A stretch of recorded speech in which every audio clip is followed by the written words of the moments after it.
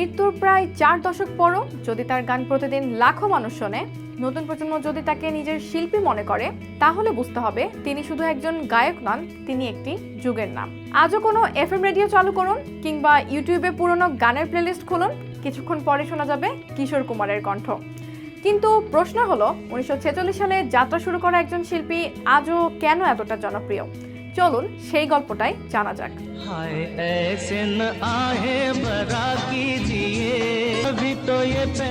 ভারতের সঙ্গীত জগতে অসংখ্য কিংবদন্তি শিল্পী এসেছেন, কিন্তু কিশোর কুমার ছিলেন সম্পূর্ণ আলাদা। তার ছিল না কোনো শাস্ত্রীয় সঙ্গীতের প্রশিক্ষণ, যে কারণে ক্যারিয়ারের শুরুতে বড় বড় সুরকাররা তাকে খুব একটা গুরুত্ব দিতেন না। কিন্তু একসময় সবাই বুঝতে বাধ্য হন এই কণ্ঠ আলাদা। তার গানে ছিল প্রাণ, ছিল আনন্দ, ছিল ভালোবাসা, আবার ছিল গভীর বেদনাও। যে অনুভূতি হোক, কিশোর কুমার যেন নিজের কণ্ঠে তাকে জীবন্ত করে তুলতে পারতেন। তার ক্যারিয়ারের সবচেয়ে উজ্জ্বল সময় আসে 1970-এর দশকে। আর.ডি. বর্মনের সুর, আনন্দ বক্ষীর কথা, রাজেশ খান্নার অভিনয় আর কিশোর কুমারের কণ্ঠ, এই চারজন যেন একসঙ্গে তৈরি করেছিলেন বলিউডের সোনালী অধ্যায়। মেরে সাপনো কি রানী, ইয়ে শাম মাস্তানি, কুছ তো লোগ কহেঙ্গে, চিঙ্গারি কই ভাড়কে, এমন অসংখ্য গান আজও মানুষের হৃদয়ে একইভাবে জায়গা করে আছে। এ কারণেই প্রতিটি প্রজন্ম নতুন করে আবিষ্কার করে কিশোর কুমারকে।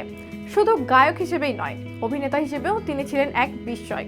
চলতি কা নাম গাড়ি, পরশন কিংবা হাফ টিকিট, প্রতিটি ছবিতেই তার দুর্দান্ত কমেডি টাইমিং দর্শকদের মুগ্ধ করেছে। হাফ টিকিট ছবিতে একটি গানে তিনি নিজেই পুরুষ ও নারী দুই কণ্ঠেই গান গেয়েছিলেন, এমনকি নারী সেজেও অভিনয় করেছিলেন। সে সময়ের জন্য বিষয়টি ছিল একেবারে ব্যতিক্রমী। তার এই স্বতঃস্ফূর্ত পাগলামি তাকে অন্য সবার থেকে আলাদা করেছে।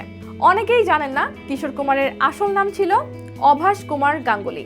ছোটবেলায় মধ্যপ্রদেশের খন্ডওয়ায় বেড়ে ওঠা এই ছেলেটি একসময় বড় ভাই অশোক কুমারের পথ ধরেই মুম্বাইয়ে আসেন। তবে অভিনেতা হওয়ার চেয়ে তার স্বপ্ন ছিল গায়ক হওয়ার। প্রথম দিকে বহুবার ব্যর্থ হয়েছেন, বড় বড় সুরকারদের দরজায় ঘুরেও সুযোগ পাননি, কিন্তু তিনি থেমে যাননি। অবশেষে সলিল চৌধুরী এবং পরে শচীন দেব বর্মনের মতো কিংবদন্তি সুরকাররা তার প্রতিভা চিনতে পারেন। এস.ডি. বর্মনের একটি পরামর্শ তার জীবনে বদলে দেয়। তিনি বলেছিলেন, অন্য কাউকে নকল নয়, নিজের আলাদা গায়কী তৈরি করো। কিশোর সেই কথাই করেছিলেন, আর তারপরের ইতিহাস তো সবারই জানা। রাজেশ খান্না থেকে অমিতাভ বচ্চন, একের পর এক সুপারস্টারের পর্দার কণ্ঠ হয়ে ওঠেন তিনি। অমর প্রেম, ডন, অমর আকবর, অ্যান্টনি, শোলে, অসংখ্য কালজয়ী ছবিতে তার গান দর্শকদের হৃদয়ে স্থায়ী জায়গা করে নেয়। শুধু হিন্দি নয়, বাংলা, মারাঠি, অসমিয়া, গুজরাটি, কন্নড়, ওড়িয়া সহ একাধিক ভাষায় গান গেয়েছেন তিনি। অবশ্য কিশোর কুমার শুধু প্রতিভাবানই ছিলেন না, ছিলেন ভীষণ খামখেয়ালিও।